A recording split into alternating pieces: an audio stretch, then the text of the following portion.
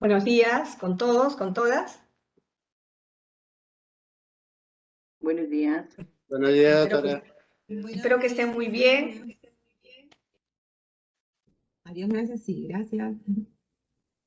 Como ya todos sabemos, estamos en nuestra sexta conferencia de los viernes de integridad. Ya nos falta una sola para poder culminar, que es el siguiente viernes. En esa oportunidad, o sea, el siguiente viernes, vamos a tener como expositora a la Coordinadora General de Integridad Pública de la Secretaría de Transparencia y Prevención de la Corrupción de Brasil. Además, vamos a tener una pequeña clausura, ¿no?, por la subsecretaria general. Bueno, en esta oportunidad quiero presentarles al señor Samuel Rota Castilla. Samuel es director ejecutivo de Proética. Quizás para los que no estamos enterados, Proética es una ONG peruana que se dedica exclusivamente a promover la ética y la lucha contra la corrupción. Continuamos con su brief. Proética pertenece al capítulo peruano de Transparencia Internacional. Transparencia Internacional también es otra ONG internacional que está vinculada a temas de corrupción. Su sede se encuentra en Alemania y opera en más de 70 países. El señor Samuel Rota es bachiller en Sociología por la Pontificia Universidad Católica del Perú. Ha sido consultor en temas relacionados a la lucha anticorrupción para organizaciones públicas y privadas peruanas y extranjeras. Entonces, le damos la bienvenida a Samuel y le agradecemos mucho su tiempo, su espacio, ¿no?, que nos pueda brindar esta conferencia el día de hoy. Gracias, Samuel, bienvenido. Muchísimas gracias, Melina. Muchas gracias al despacho presidencial por la invitación a compartir con todos ustedes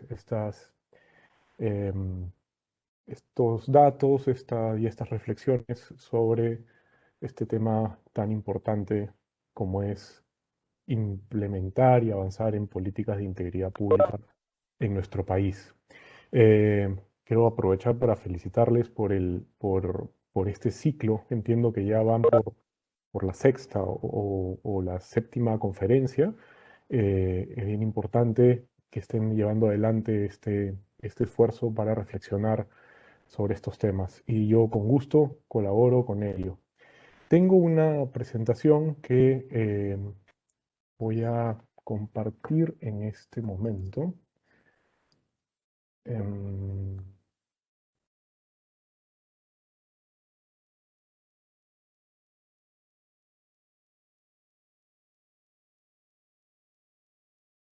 Espero que estén viendo Sí, espero que la Sí, estén está viendo. perfecto, Samuel, sí se ve. Muy bien. Perfecto. Bueno, lo que yo voy a comentar con ustedes son algunos datos algunos datos extraídos de las encuestas nacionales sobre corrupción que hace Proética cada 2 años, desde hace ya casi 2 décadas. Llevamos haciendo este instrumento que permite ir midiendo las actitudes de los peruanos, de las peruanas hacia el tema de la corrupción. Actitudes, experiencias, pero ahora nos vamos a concentrar principalmente en actitudes y percepciones.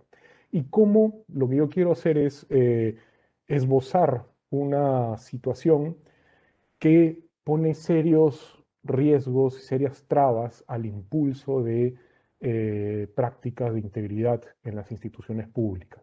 Y me gustaría conversar sobre esto hacia el final de esta presentación y en todo caso en la parte de intercambio que se abra después.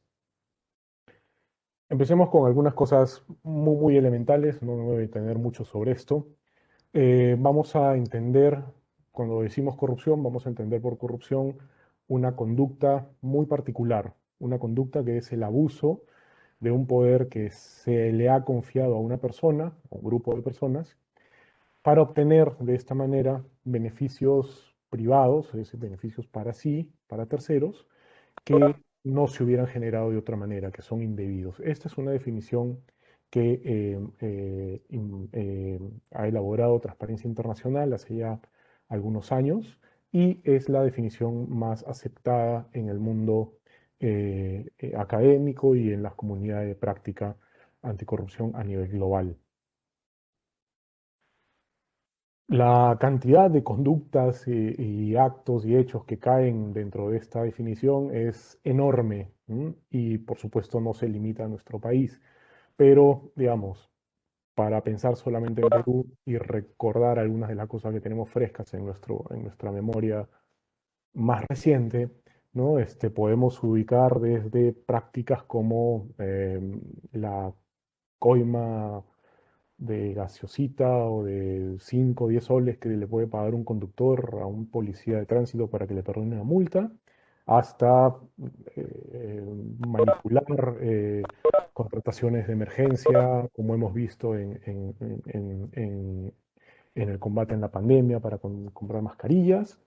O podemos considerar aquí también la corrupción en las obras públicas, ¿no? Que se expresan en puentes que se caen o carreteras que se llenan de huecos, o en las redes que se forman en las altas esferas del poder para intercambiar favores, que pueden ser favores de distinta naturaleza. Recuerden ustedes que en los audios de los cuellos blancos, que me imagino que todos habremos escuchado, se intercambiaban pues desde entradas al Mundial de Fútbol hasta sentencias, ¿no? a personas condenadas, o se intercambiaban también plazas de amigos o allegados en el Ministerio Público en distintas sedes de la entidad en el país, ¿no? Entonces, la corrupción tiene todo este tipo de manifestaciones.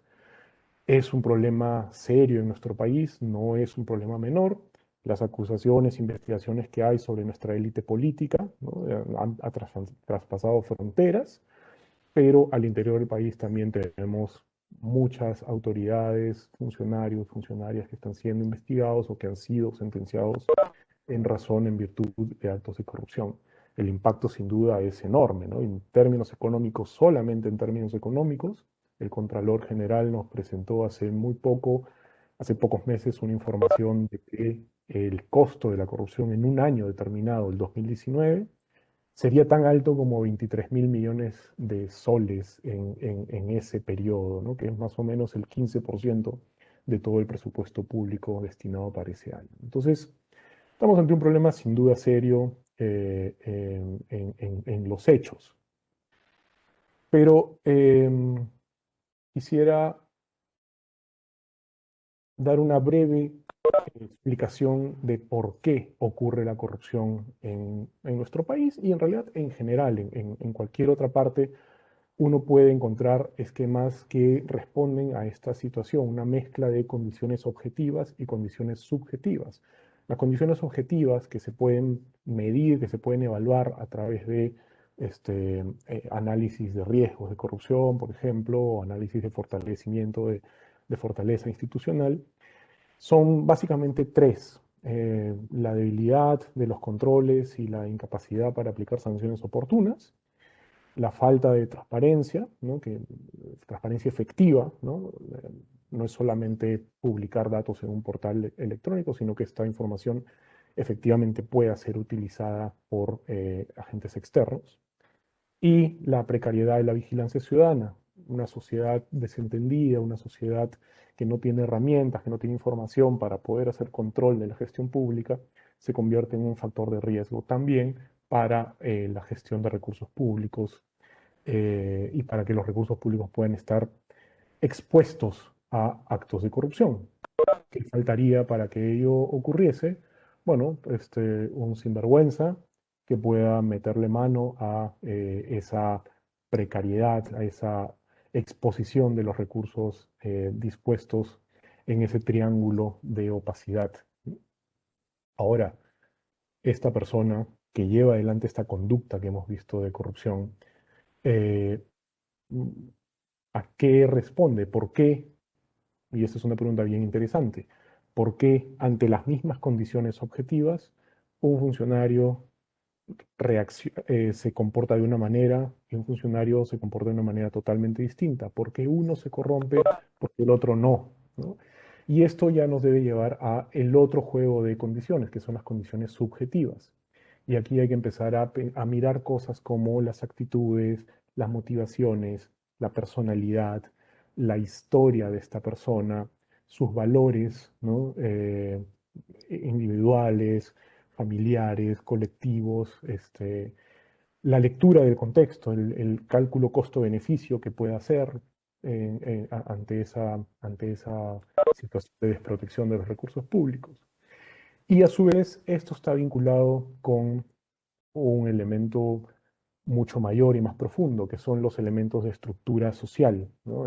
Un contexto social, un contexto político, cultural, económico determinado, ¿no? Con el cual las motivaciones, la subjetividad personal dialoga y se relaciona, ¿no? Vamos a echarle una mirada precisamente a este contexto social, cultural en nuestro país a través de los datos de la encuesta de corrupción en el Perú. Pero antes de eso, simplemente recapitular un punto que me imagino ya lo han tocado en charlas anteriores, y es que ante estas condiciones objetivas, subjetivas, que facilitan la corrupción, hay distintas herramientas y una de ellas en nuestro país es el modelo de integridad pública. El modelo de integridad pública que fue aprobado por en el Plan Nacional Anticorrupción del 2018 y que tiene 9 componentes que los tienen ustedes ahí, ¿no? Estos componentes lo que buscan en conjunto es cambiar precisamente las conductas de los funcionarios y de las funcionarias en una determinada entidad, ¿no? ¿Y cambiar para qué? Para prevenir que se vayan a cometer acciones que estén reñidas con la ética y con la ley al final, ¿no? No solamente infracciones, sino también que se puedan realizar delitos, ¿no? Eh, Esto responde a un enfoque dentro de la lucha anticorrupción, se conoce como el enfoque preventivo, ¿no? El otro enfoque es el enfoque punitivo, es decir, castigar. Una vez que se comete el acto de corrupción, hay que identificarlo, hay que perseguirlo y hay que sancionarlo. Ese es el enfoque punitivo. Sin duda, este preventivo es mucho más efectivo para darle sostenibilidad en el largo plazo a las políticas anticorrupción y a las políticas de promoción de la integridad pública. Ahora sí, entremos a esto que les señalaba hace un momento de perfilar cómo es el contexto de las actitudes ciudadanas ante la corrupción, la relación entre corrupción y sociedad en nuestro país, ¿no?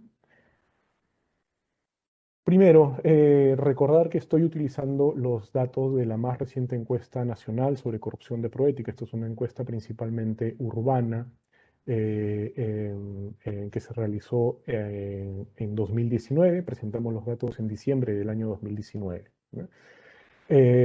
Y estoy extrayendo algunos datos, no todos, porque si no, no acabaríamos, ¿no? Uno de los datos que me parece más interesantes, con los cuales me parece interesante empezar esta recapitulación, es las conductas que los peruanos califican como corrupción, ¿no? Le planteamos a través de la encuesta a la gente una serie de conductas y les pedimos que nos identifiquen su nivel de acuerdo con aquellas que estas personas creen que sí califican como un acto de corrupción, ¿no? Y ustedes pueden ver que hay una diferencia bien interesante. En el primer bloque, digamos, las que acumulan mayor nivel de consenso, ¿no? Las que están marcadas con esa línea, con ese cuadrante rojo, se refieren a conductas que son realizadas por autoridades, por funcionarios, ¿no? Por servidores, ¿no? Y más bien las que están abajo son aquellas que reflejan conductas que realizan los individuos comunes, ¿no? Evadir impuestos y sabe que no lo van a descubrir. Esto no es necesariamente un acto de corrupción, pero lo hemos puesto porque nos parece una infracción importante y vinculada, ¿no?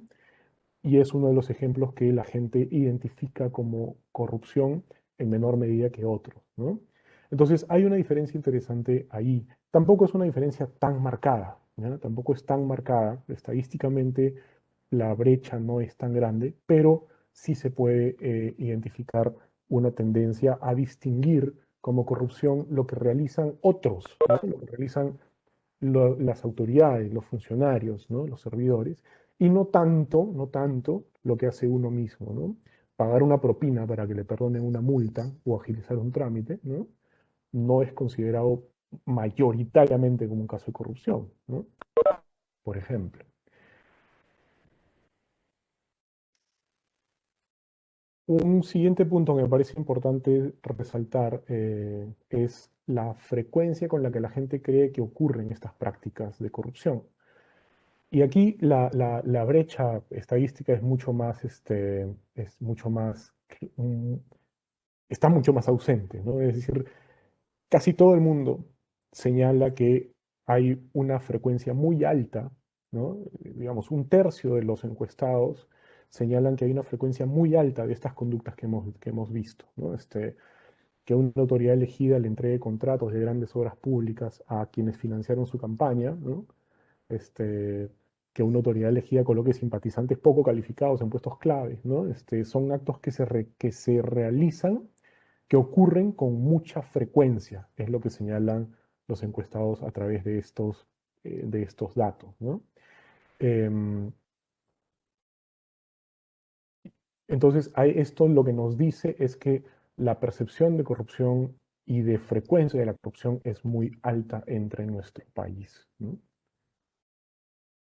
Como correlato de ello, tenemos que hay una preocupación muy sincera y muy fuerte por la corrupción, ¿no? Por la corrupción como problema nacional. Eh, Cuando preguntamos por los principales problemas del Perú, ¿no? Y vemos los datos según las macrorregiones, uno puede ver que en casi todas ellas la corrupción aparece dentro de los tres primeros lugares, ¿no? En el norte es el segundo problema, ¿no? En Lima Metropolitana y el Callao es el segundo problema también, igual que en el centro del país, ¿no? En el oriente y en el sur aparece la corrupción como el principal problema sentido por las personas que viven en esas zonas, ¿no? Entonces, las respuestas espontáneas de la gente ubican a la corrupción como uno de los principales problemas que afectan a nuestro país y que impiden el progreso de, de los ciudadanos y de la sociedad, ¿no? Pero al mismo tiempo, y esta es una de las paradojas más interesantes que hay, la misma sociedad se muestra altamente tolerante a las mismas conductas que hemos estado viendo hace un momento, ¿no? Identifican estas conductas como actos de corrupción, identifican que estas conductas se dan con una relativa frecuencia, pero cuando les preguntamos su nivel de rechazo a esas conductas, no es tajante, ¿no? El rechazo definido, el rechazo tajante, el rechazo contundente, está representado en este gráfico en las barras, en la sección verde de las barras, ¿no? Y ustedes ven que el rechazo más claro va hacia la conducta que está abajo. Pedir un favor sexual a cambio de un trámite o servicio, ¿no? Es la conducta que más rechaza la gente. Pero aún así tú tienes 61% de personas que no se muestran claramente contrarios a una conducta de esa naturaleza. En promedio estamos hablando de que 2/3 de los peruanos y de las peruanas se muestra tolerante eh, eh, hacia las conductas de corrupción en nuestro país, ¿no? Y eso sin duda es preocupante y contrasta con el dato anterior que habíamos visto. Y lo vamos a ver mejor aquí. La preocupación por la corrupción, la indignación por la corrupción como problema está reflejado en esta línea azul, que si ustedes se fijan, desde la primera vez que hicimos la medición en el año 2002, ha ido claramente aumentando en cuanto a reflejar una preocupación más sentida por la corrupción, ¿no? Los peruanos hemos ido sintiendo la corrupción como un problema cada vez más, ¿no? Empezó en menos del 30% en el 2002 y en el 2019 ya se ubica por encima del 60%, ¿no? Sin embargo, la tolerancia, el promedio de tolerancia a las conductas de corrupción que hemos visto como cotidianas o que ocurren en el día a día, se permanece en los 2/3 y entre los 2/3 y entre los 3/4, casi inamovible, ¿no? Muestra algunas oscilaciones, pero no hay ninguna tendencia o a bajar o a subir, se mantiene estable, ¿no? Y eso podría ser síntoma de una condición estructural de nuestra cultura.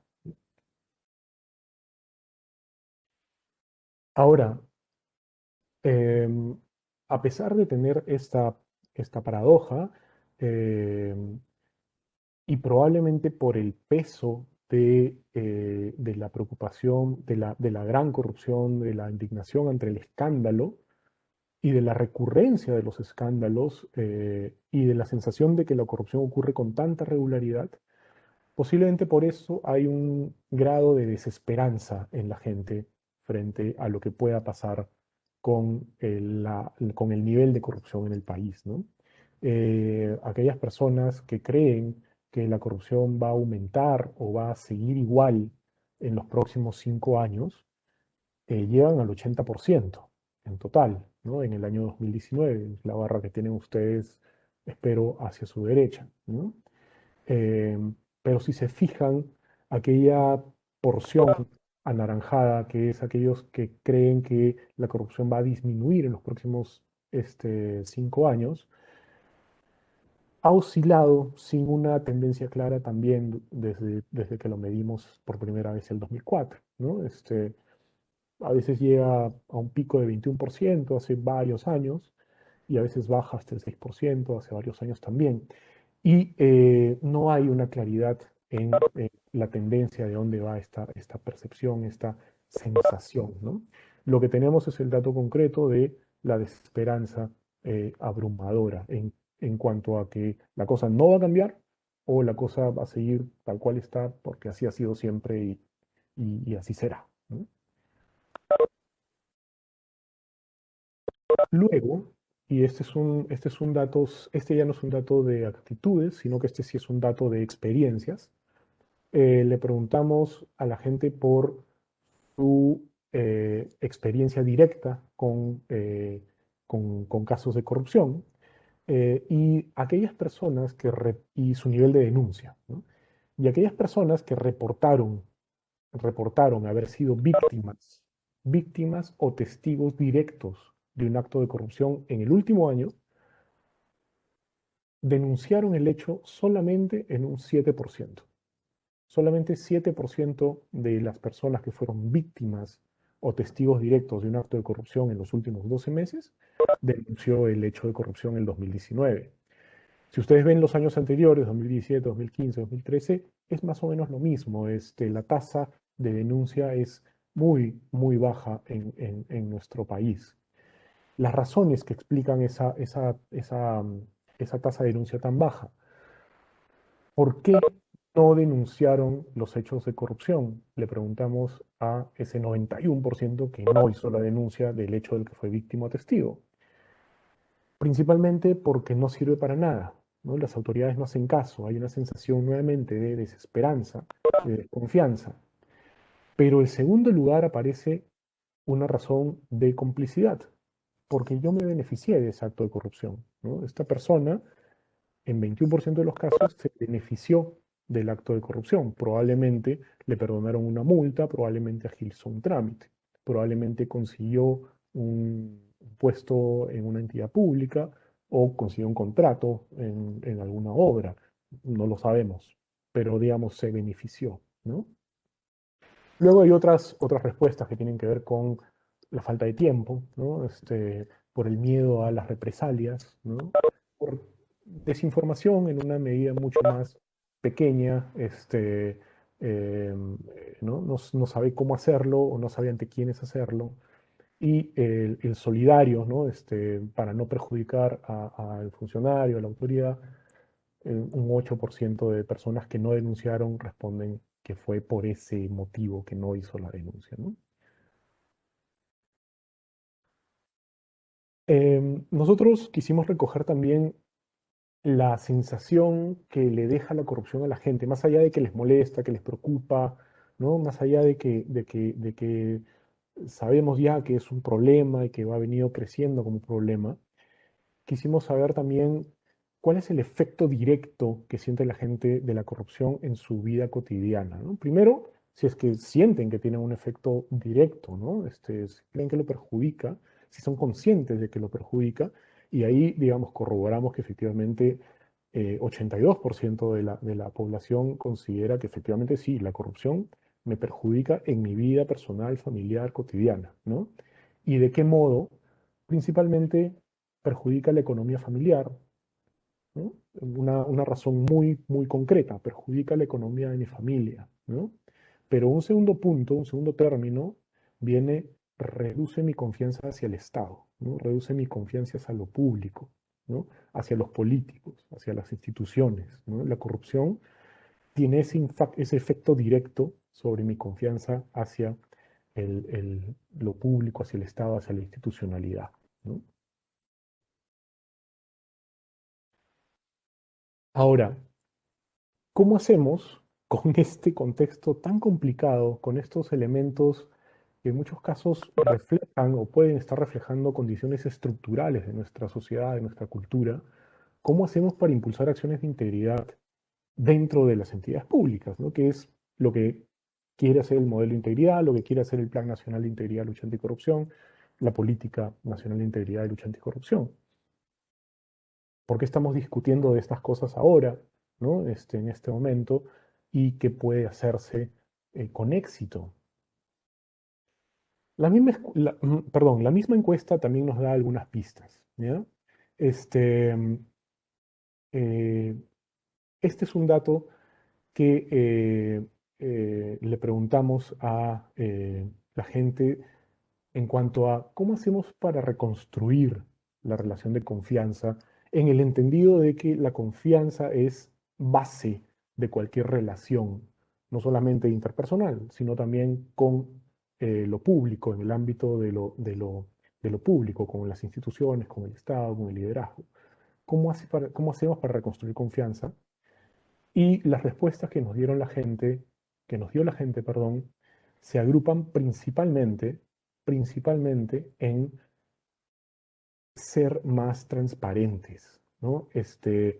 Las instituciones públicas tienen que ser más transparentes hacia afuera, ¿no? A la ciudadanía, ¿no? Dando información, pero también hacia adentro, ¿no? Hacia adentro de las entidades, hacia los distintos miembros que conforman el equipo, los proyectos, en fin. Hay una necesidad de rendir cuentas, este, eh, una demanda de rendición de cuentas, ¿no? Y rendición de cuentas no es de ninguna manera solamente publicar en la página web cada cierto tiempo tal cosa. Rendir cuentas en su concepción más republicana tiene que ver con explicar las decisiones y las acciones, brindar explicaciones y justificarlas, ¿no? Eso es rendición de cuentas en sencillo, y eso es lo que se está demandando, ¿no? Vean ustedes que entre los últimos lugares aparecen las certificaciones, ¿no? Que cuenten con alguna certificación de que se aplican buenas prácticas, ¿no? O sea, es importante que hayan certificaciones, es importante, por ejemplo, el ISO antisoborno que se utiliza, que se ha vuelto tan de moda últimamente, ¿no? Pero la gente en muy poca proporción va a creer en ese tipo de documentos si es que esto no se traduce en prácticas reales, ¿no? Para terminar, quisiera que vean este último dato. Transparencia Internacional produce desde hace ya 25 años, tal vez un poquito más, sí, 95, ¿no? Produce un índice de percepción de corrupción. Este es un instrumento, digamos, es el instrumento más aceptado a nivel global para poder comparar a los países en materia de nivel de corrupción, ¿no? Nivel de corrupción medido a través de las percepciones de corrupción en un país determinado, ¿no? Entonces, en, en nos permite ordenar a los países y según el valor del índice, que es un índice que va de 0 a 100, ¿no? Y en el 100 ustedes van a encontrar aquellos países que son percibidos como menos corruptos, ¿no? No tan corruptos, como poco corruptos. Y más bien el rojo ladrillo, ¿no? El rojo intenso, van a encontrar aquellos países que son percibidos como altamente corruptos, donde la corrupción campea a sus anchas, ¿no? Entonces, dos lecturas, dos datos me parece importante extraer de este gráfico. Primero, que el Perú no es el país más corrupto del mundo, como a veces a los peruanos nos gusta decir, ¿no? Es el país más corrupto del mundo, ¿no? Tenemos a 6 expresidentes investigados por corrupción, ¿no? Hay países que son percibidos peor que nosotros, ¿no? De hecho, nosotros estamos como a media tabla. Generalmente, desde que somos medidos hace ya algunos años, siempre nos ubicamos como a media tabla de este índice, ¿no? Por supuesto, la idea es mejorar, la idea es avanzar hacia el lado más amarillito, ¿no? El más pálido del mapa, ¿no? Entonces, esa es la primera lección, el primer punto. ¿El segundo punto cuál es? El segundo punto es que hay diferencias notorias, ¿no? La gran mayoría de países están más bien del lado de la alta percepción de corrupción, pero hay un grupo que muestra niveles más o menos de corrupción controlada, ¿no? Pero estos países, ¿en qué se diferencian de los otros? Estos países se diferencian básicamente en la capacidad de respuesta frente a los escándalos, ¿ya? La, perce- la percepción de corrupción, la percepción de corrupción depende mucho de la fortaleza de los sistemas preventivos y de la capacidad de respuesta y de reacción, tanto de los estados como de la ciudadanía, ¿no? Piensen ustedes en un país como Suecia, ¿no? Que está ahí arriba en el mapa, ¿no? Y que les suele salir bastante bien. Este, Hace algunos años hubo una anécdota muy interesante en la política de Suecia. Este, la, la viceprimera ministra, ¿no? Que era una política que había venido, una política joven, ha tenido una carrera muy importante, muy notable, y que probablemente ganara las elecciones para ser la próxima primera ministra, que era el máximo cargo ejecutivo del país, cometió un error gravísimo, ¿ya? Una auditoría que le hicieron a mediados de los 90, estamos hablando de 96, 97, del año 96, 97, una auditoría de los gastos del despacho del primer ministro, encontró un gasto bien inusual con la tarjeta de crédito que le habían asignado a la señora Palin, ese es su apellido. Encontró que había gastado, con la tarjeta de crédito había comprado unos chocolates Toblerone y algunos otros bienes de pan llevar en un supermercado, ¿no? Unas botellas de vino, qué sé yo. Y entonces le preguntaron, bueno, esto primero se filtró a la prensa, porque filtraciones a la prensa, no solamente en nuestro país, sino en cualquier otro país, se filtró a la prensa y esto generó un escándalo. El escándalo fue conocido como el escándalo Toblerone, ¿no? Por estos gastos. La acusaban a ella de haber utilizado los recursos públicos, era la tarjeta de crédito que le había asignado el despacho del primer ministro, para su beneficio privado. Como hemos visto, esto es corrupción claramente, ¿no? Finalmente se aclaró que ella pues, se había equivocado, había utilizado la tarjeta que no debía, ¿no? Fue un error involuntario.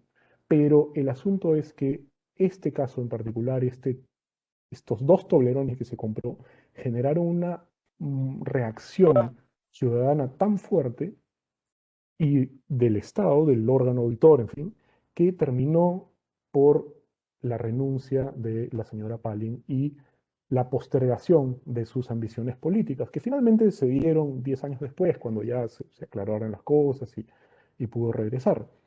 Pero en ese momento no fue aceptado ni siquiera un error de esa naturaleza con los recursos públicos, ¿no? Entonces, esa es la gran diferencia en la capacidad de respuesta, de reacción de los países que están en mejor posición que en aquellos que estamos en donde la corrupción es más normalizada, donde pagar una multa, pagar una propina para que te perdonen una multa es algo considerado como normal y como incluso deseable en situaciones particulares, ¿no? Finalmente, el último punto. Esta situación de estos países que ustedes ven ahí no siempre han estado, digamos, no siempre han sido países con esos niveles de capacidad de respuesta, de reacción. En algún momento, los países nórdicos, los países de Norteamérica, Australia, en fin, han mostrado niveles de corrupción, y eso está documentado, muy grandes y muy propios de países como los nuestros, ¿no?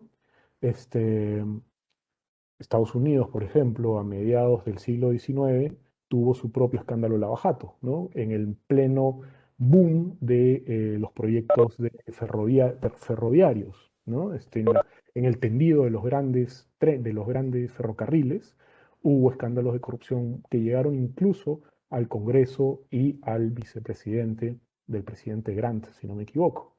Eh, ¿Qué pasó? Se invirtió muchísimo en fortalecer el servicio civil. Eso es clave. En Estados Unidos, en Suecia, en Dinamarca, se están haciendo estudios sobre cómo eran antes de no ser tan limpios como son percibidos ahora, y se ha encontrado o se está encontrando que la clave es el fortalecimiento del servicio civil.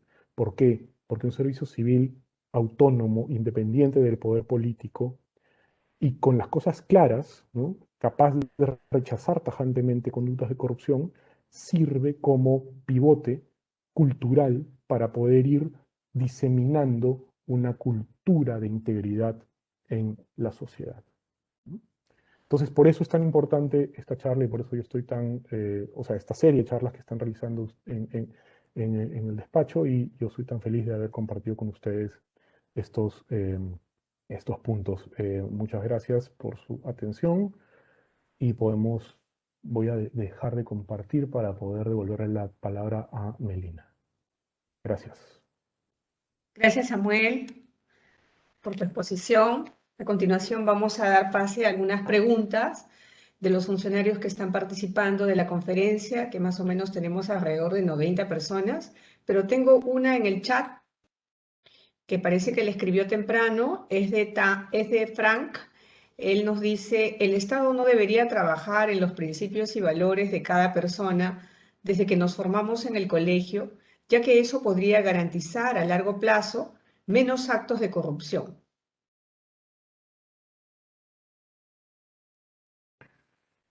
Bueno, gracias, Frank, por su pregunta. A ver, a largo plazo, digamos, tiene mucho sentido lo que usted señala. Em, en ciencias sociales y en ciencias humanas hay un concepto que es clave, que es el de socialización. La socialización es la construcción de los principios, valores, las normas que le permiten a un individuo desenvolverse en una sociedad, ¿no? Este es un proceso muy complejo, muy complejo. Empieza sin duda en la familia, ¿no? Desde que eres un bebé de pecho, y mientras vas empezando a crecer, ¿no?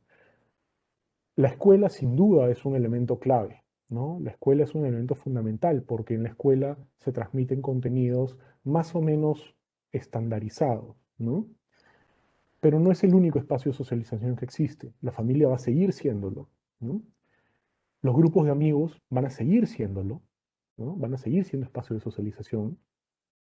Eh, los grupos con los que los chicos y los no tan chicos juegan juegos de video son espacios de socialización también, y son espacios donde se refuerzan actitudes, donde se refuerzan valores, donde se refuerzan principios, o antivalores, antiprincipios, ¿no? Se refuerzan.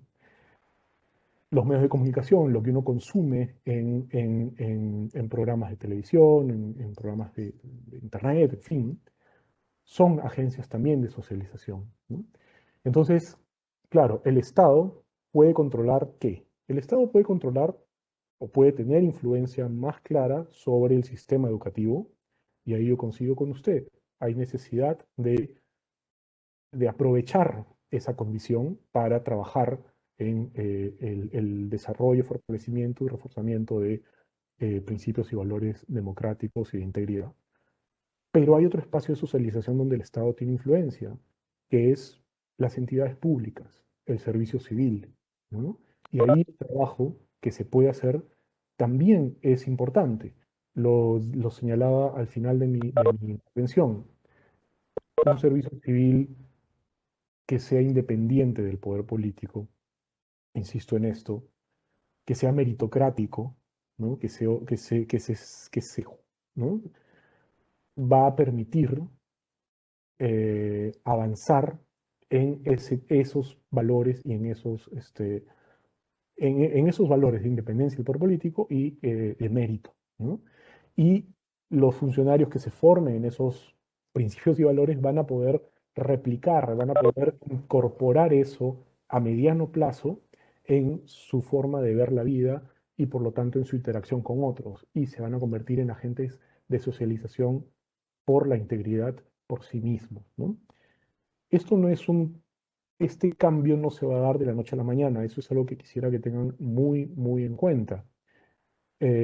Hablaba de Estados Unidos, lo que se ha estudiado con respecto a Estados Unidos es un proceso de cambio que les tomó más o menos 70 años, ¿no?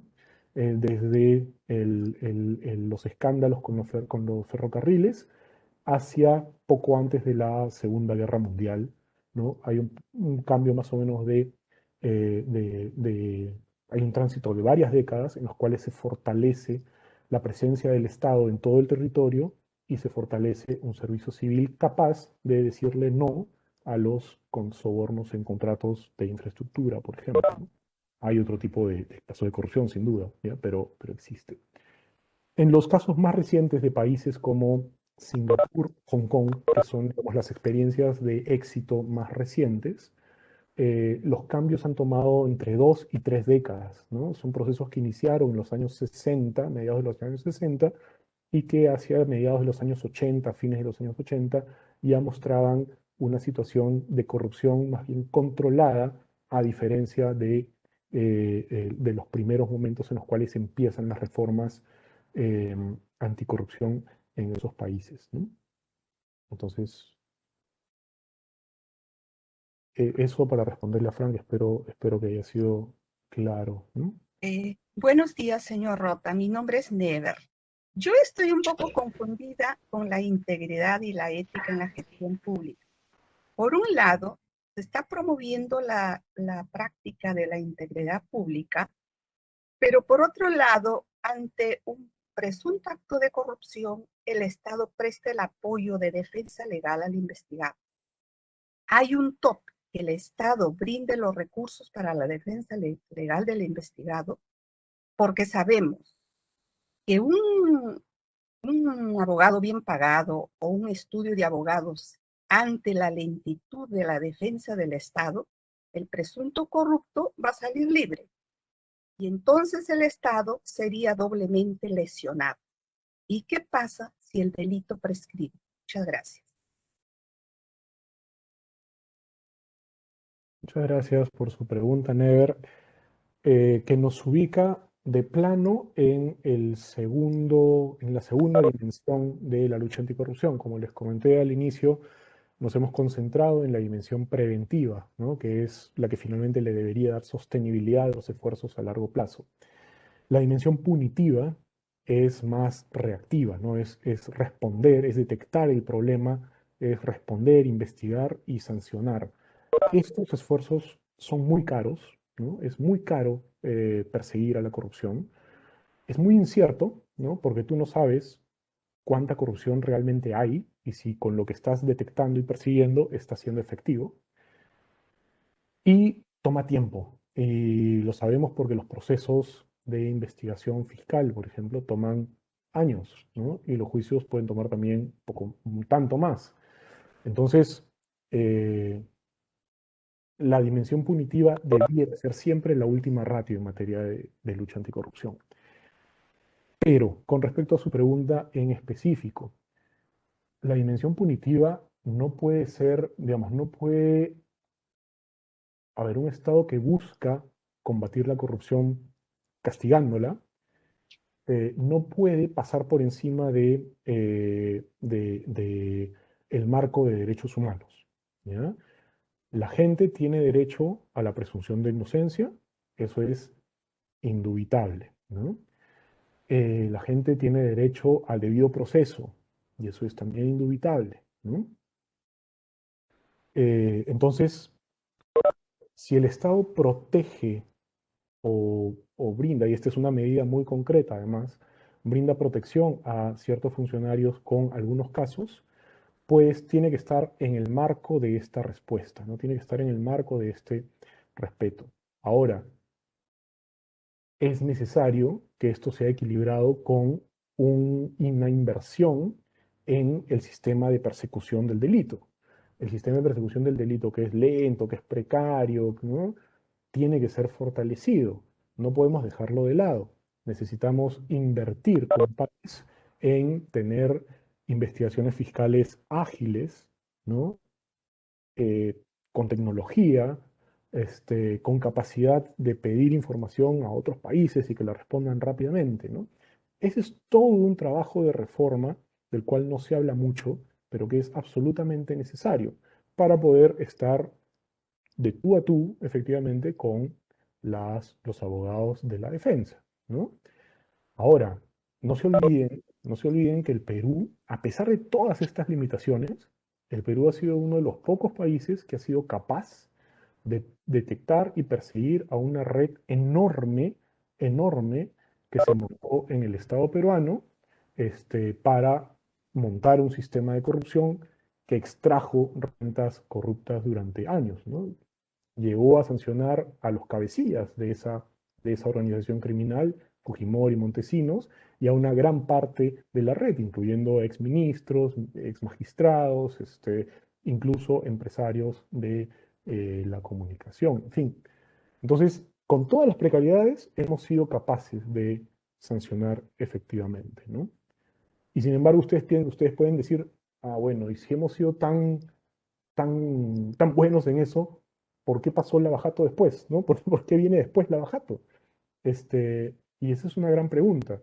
Y la respuesta tiene que ver porque no hicimos la tarea para fortalecer nuestros sistemas preventivos.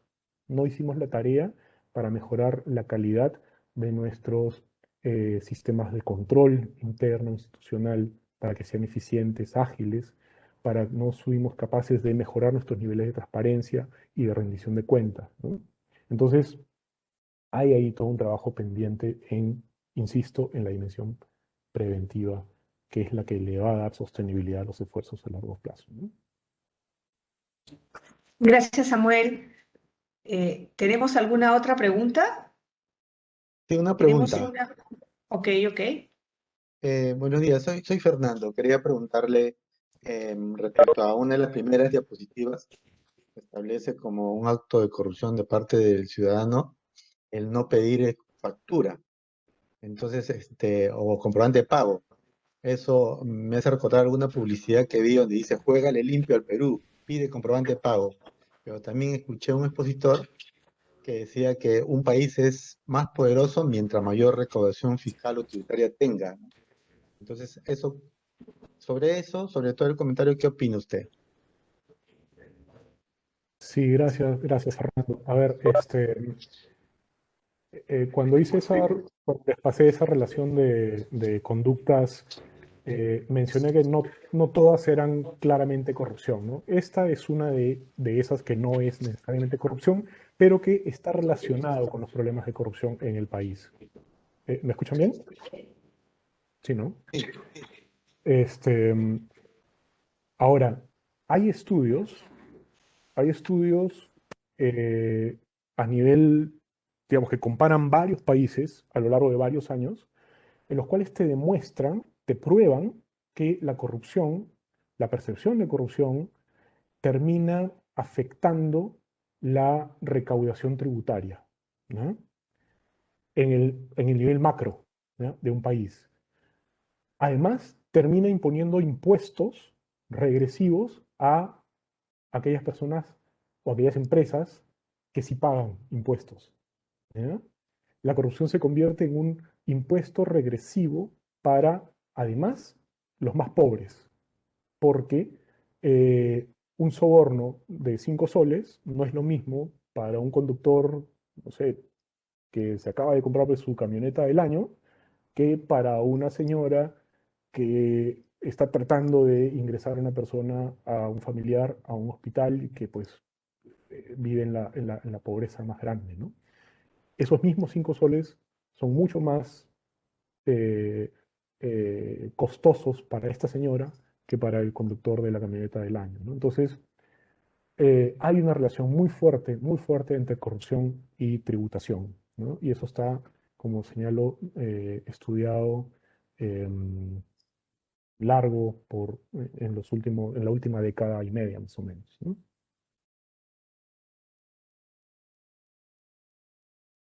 Acá, Samuel, no sé si tenemos alguna otra pregunta de nuestros participantes o vamos a la pregunta del chat. Acá tenemos una pregunta en el chat que nos dice, ¿cómo se condice que haya niveles de corrupción altos, que se sepa que la corrupción perjudica y que va a crecer, y que existan niveles de tolerancia media, que está fallando, que falta? ¿Cuál es tu recomendación, Samuel? Bien, gracias, Rosa, por su pregunta. Eh, bueno, pues, a ver, hay una palabra que no he utilizado, hay una palabra que no he utilizado, pero que probablemente debía haberlo hecho, y es la normalización. Los peruanos, y, digamos, no solo los peruanos, pero los peruanos, hemos normalizado muchas de estas conductas. Es decir, nos hemos acostumbrado a que estas conductas ocurran. ¿Por qué no rechazamos tajantemente que una autoridad le facilite contratos a un empresario que lo apoye en su campaña? ¿Por qué no lo rechazamos tajantemente? Excepto, claro, cuando se hace un escándalo, ¿no? Cuando se hace un escándalo, sale en medios, ¿no? Ahí sí, pero a priori no, ¿no? No nos parece tan malo. O si nos parece malo, nos parece aceptable. ¿Por qué? Esa es una pregunta buenísima. Y la respuesta me parece que va por esta costumbre que venimos reproduciendo a través de generaciones, ¿no? Es algo que siempre ha ocurrido así. Es la práctica, es lo común. En la medida que podamos ir rompiendo y en que podamos ir llamando la atención sobre que estas cosas no son normales, podemos ir empezando a revertir esas actitudes. Hagan un ejercicio muy sencillo. Hagan un ejercicio muy sencillo. Traten de identificar en su actuar cotidiano conductas que estén mal, ¿no? Pero que les parezcan normales, ¿no? Y traten de cambiar traten de cambiarla, ¿no? Traten de cambiar. Empiecen ustedes mismos. No, esto está mal, entonces voy a dejar de hacerlo. ¿Ya? Ok. Y luego al compañero, a la compañera. Oye, pero eso está mal. Deberíamos dejar de hacerlo. Así sean pequeñas cosas. ¿Ya? Desacostumbrémonos a aceptar estas conductas como algo normal, como algo que siempre ha ocurrido, como algo que siempre va a ocurrir, ¿no? Esa es la recomendación y en realidad esa es la idea de los programas de integridad pública, ¿no? Poder evidenciar estas problemáticas en el entorno más inmediato y poder ir cambiando las conductas frente a estas situaciones, ¿no? Poco a poco, como les digo, ese es un proceso que toma mucho tiempo, pero en la medida en que se pueda ir estableciendo algunos parámetros, la cosa va a ir cambiando. Por ejemplo, hace unos años nadie discutía que se pueda recibir regalos, por ejemplo, que un funcionario pueda recibir regalos. Hace muy pocos años nadie discutía eso, era absolutamente normal. Las empresas mandaban sus canastas de whisky, de, de panetón, qué sé yo, a las autoridades, a los titulares de las entidades, porque era normal, ¿no? Las empresas le mandaban al regulador, al superintendente, y era normal, ¿no? Pero desde hace unos pocos años, eso ya se ha aclarado que no está bien, que no significa que vaya a haber un acto de corrupción de por medio, pero simplemente que no está bien. Entonces se ha prohibido o debiera prohibirse, ¿no? Entonces, hay empresas que ya no permiten ese tipo de prácticas. Hay otras que pueden permitirlo, pero en todo caso se tiene que transparentar, se tiene que establecer un registro, ¿no? Y así, poco a poco, hay pequeños cambios que se pueden ir haciendo en conductas eh, pero ese es un ejercicio que puede hacerse, que tiene que hacerse a nivel de la persona, a nivel del equipo, a nivel de la institución, de la entidad, ¿no? Pero primero a nivel de la persona.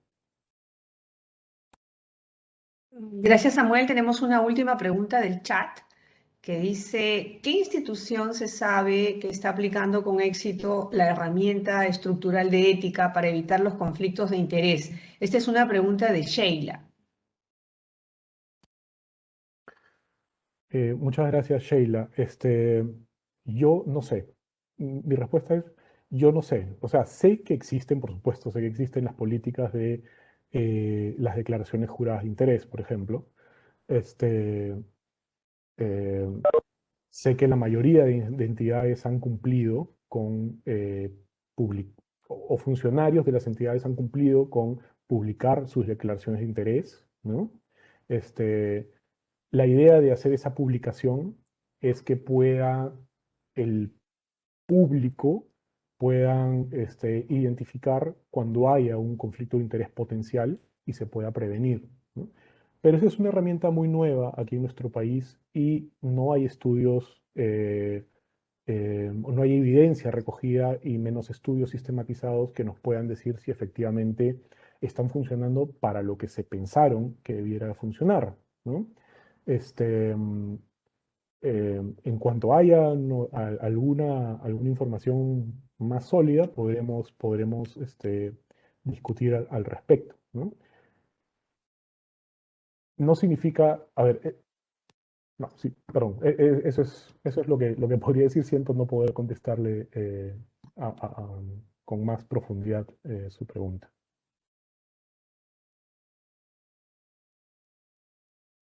Ok, agradecemos mucho tu participación, Samuel. Hemos llegado al final de esta conferencia.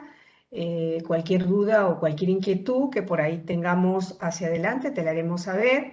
Pero desde allá, muchas gracias. Y gracias también a todos por participar de esta conferencia. Hasta el siguiente viernes. Muchísimas gracias. Un Gracias. gusto.